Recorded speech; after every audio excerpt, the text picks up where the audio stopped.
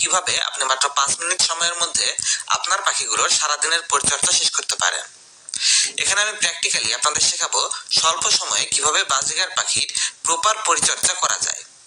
তাই আপনি যদি অল্প সময়ে যত্ন করে আপনার পাখিগুলোকে সবসময় সুস্থ সবল রাখতে চান, তবে এই ভিডিওটি শেষ পর্যন্ত দেখবেন।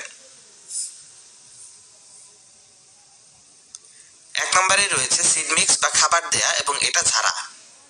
সাধারণত বাজিগারের সিড মিক্স প্রতিদিন পরিবর্তন করে দিতে হয় বা প্রতিদিন ছেড়ে দিতে হয়।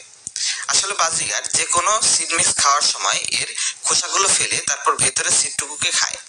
সেক্ষেত্রে এই উপরের যে খোসাটুকু থাকে সেটা জমতে জমতে পাখির খাবারের পাত্রটা একটা সময় ভরে যায়। তাই আপনাকে প্রতিদিন চেষ্টা করতে হবে এটা ছেড়ে দেওয়ার। তবে এমন নয় যেটা প্রতিদিনই ঝাড়তে হবে। আপনি যদি 2-3 দিন পর পরও ঝাড়েন একটু বেশি করে খাবার দিয়ে, সেক্ষেত্রেও চলবে।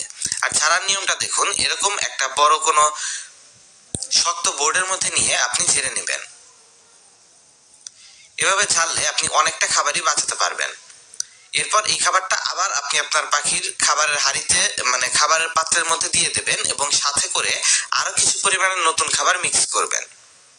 এটার কারণ হলো এখান থেকে কিছু কিছু খাদ্য উপাদানগুলো পাখি একটু বেশি পরিমাণে খেয়ে ফেলে আর বাকি কিছু উপাদান বেশি থেকে যায়। সেক্ষেত্রে আপনি যদি নতুন করে সামান্য কিছু সিড মিক্স মানে নতুন আপনার যে মেইন সিড মিক্সটা রয়েছে সেখান থেকে ওই নতুন কিছু সিড মিক্স এবং পুরনো যেগুলো বাকি রয়েছিল এই দুইটা মিক্স করে দেন, সেক্ষেত্রে পাখির আর প্রবলেম হবে না এবং আপনার পাখিগুলো প্রপার নিউট্রিয়েন্টটা পাবে।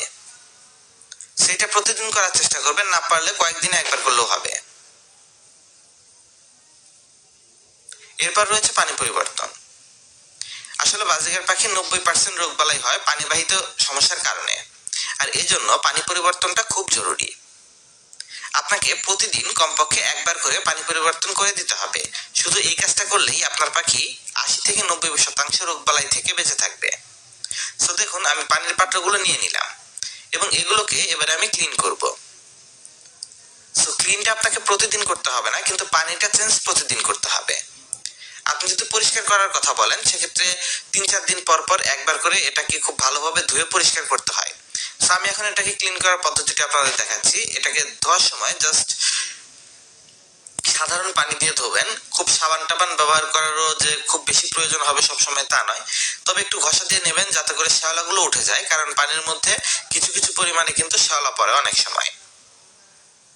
সো এখানে আমি কিছু ঘাস ব্যবহার করছি এটাকে পরিষ্কার করার জন্য। আপনি চাইলে প্রয়োজনে ব্রাশ ব্যবহার করেও এটা ক্লিন করতে পারেন, এটা আরো সহজ হবে। সো এই পদ্ধতিতে আপনি কিন্তু পাখির পানির পাত্রগুলো রেগুলার ক্লিন করতে পারেন। মানে আপনি সপ্তাহে 2 বার করে পানির পাত্রটা ক্লিন করলেই হবে, কিন্তু পানিটা প্রতিদিন পরিবর্তন করে দিতে হবে। সো দেখতে পাচ্ছেন আমার পানির পরিবর্তনের বিষয়টাও কিন্তু প্রায় শেষ হয়ে গেল। এবারে আমি জাস্ট পানিটা ওদেরকে দিয়ে দেব। এই কাজটা করতেও আপনার 1-2 মিনিটের বেশি লাগবে না।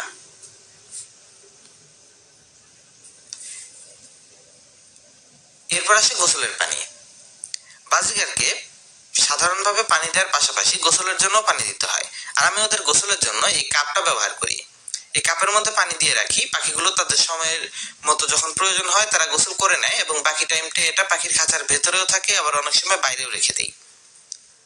সো এটাকেও আপনার পরিষ্কার করতে হবে, কারণ পরিষ্কার পরিচ্ছন্নতা খুবই প্রয়োজনীয় একটা বিষয় যে কোনো প্রাণীকে পালার সময়।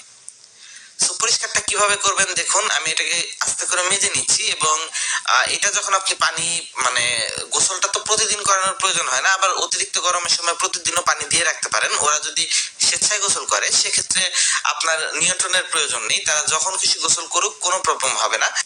সো আমি এবারে গোসলের পানিটাও পরিবর্তন করে দিয়ে দিলাম। আর গোসলের পানির সাথে আপনি যদি 1-2টা করে ঘাসের খণ্ড কিংবা সামান্য একটু কলমি শাক অথবা তুলসী পাতা এই জিনিসগুলো যদি দিয়ে দেন, সেক্ষেত্রে পাখিগুলো দ্রুত ওই পানিটার প্রতি আকৃষ্ট হবে এবং গোসলের জন্য